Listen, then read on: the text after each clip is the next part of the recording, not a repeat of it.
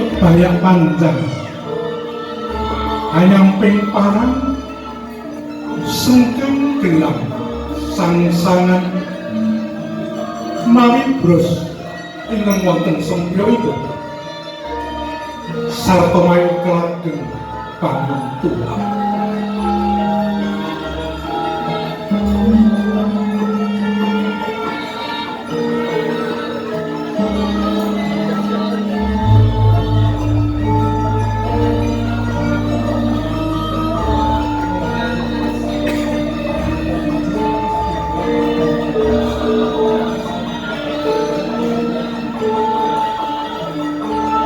Tinggi keparang minum koparok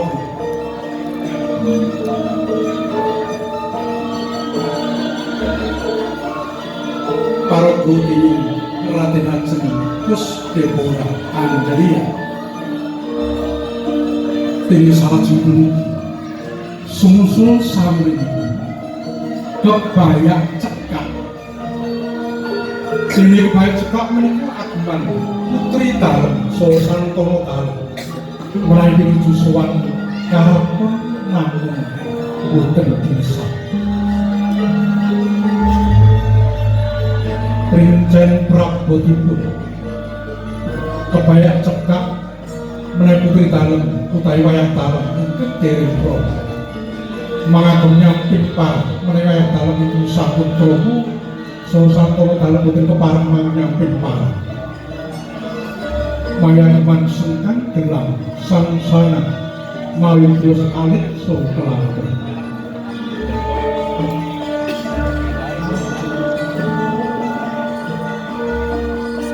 dini para pun Raden Koro Ika Prasetya Ningsih sumusul ingkang mongko tiga semakan kancing wimpi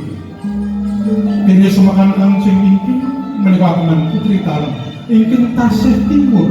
nedhemipun ngancik diwasa nanging dereng krama sampun kepareng ceping tapih bibar Princen Prabotipun nyamping parang semekan sutra ingkang dipun kancingaken wonten linggih mawi bros alit ukelageng pandan binekot sunduk jungkat sosangsangan sengkang gelang sosuke dini panggungipun dipun paragaken dening Raden Ajeng Rosi Arum Lestiani Ongos tahun dodot gendilo hilir agmanipun wayang talem sosmono talem putri pinuju sowan ing dalem aku dene Prabotipun nyamping parang kagem wayang talem ingkang dereng krama menawi sampun krama boten keparengaken parang dodot uget gendilo giri wonten ing kanan nratandhakaken sampun dereng krama dene menawi wonten kiring pracena menawi sampun krama rek manipun katata kelageng sarta amarga sengkang kuwi kelak ugi sesuke dipun paragaken dening Raden Koro Warna Ine Putih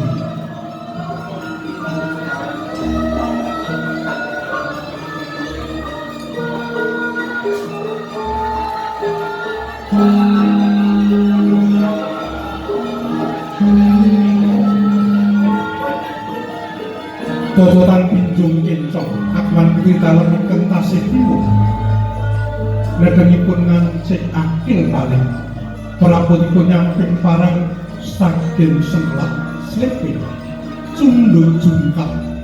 gelang sangsana seneng sarta rikmanipun saged dipun ukel kadal nenek utawi saged dipun kelabang nomo sifat semerap pun paragaken dening Raden Ajeng Audemur Kaisar Buswono Sabuk Wolo Mekar Agman Putri Talem ingkang tasih timur dari akhir balik pinuju Wiswana Nagara dene Prabotipun nyamping parang sengkelat slepe mekak sang-sangan gelap anting cunduk jungkat sarta kancing guru kagem wadah mekmanipun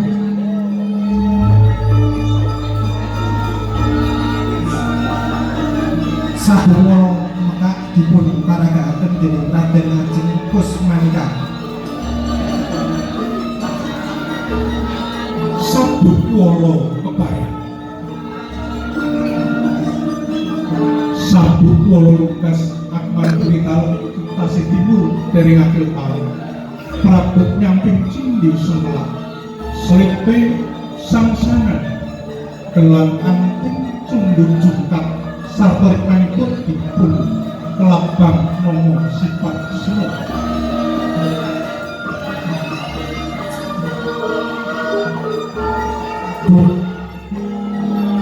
Sabuk wolo lugas dipun paragakaken dening Raden Ajeng Awira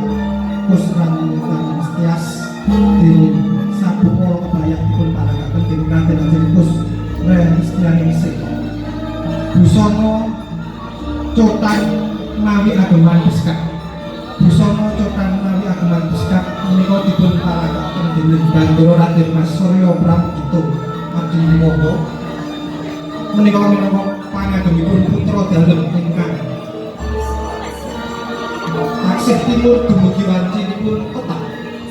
Pangagemipun wonten ing tata cara mirunggan inggih menika wonten ing Pasaman Ageng Dinten Ageng Garbut saha Tingalan Jumengan. Ingkang saklajengipun sabuk wolo lugas. Sabuk wolo lugas minangka agemanipun putra dalem sadap sampeyan dalem ingkang sinuwun Kanjeng Susundan Pakubuwana ingkang taksih timur dumugi yuswanipun wanci tetap. Pangagemipun wonten ing tata cara mirunggan ugi wonten ing tata cara ageng dinten ageng Garbek saha Tingalan Jumengan. Dipun paragakaken dening Raden Mas Bagus Mahendra Surya Prabowo. Ingkang saklajengipun dodotan ageng lembrehan agemanipun Nyai Mas Tumenggung. Ageman Nyai Mas Tumenggung prabonipun dodotan kedederan. Mawi kaju ingkang wonten kuncinipun mawi udet abrit ageman sikepan landung utawi sipan ageng baru diragin ugi mawi ukel ageng. Inggih menika ukel agengipun mawi karana sangsangan pati dipun ngunci wonten ukelipun saha mawi sekar campur bangun wonten ing ajeng nyengkolit wedhus.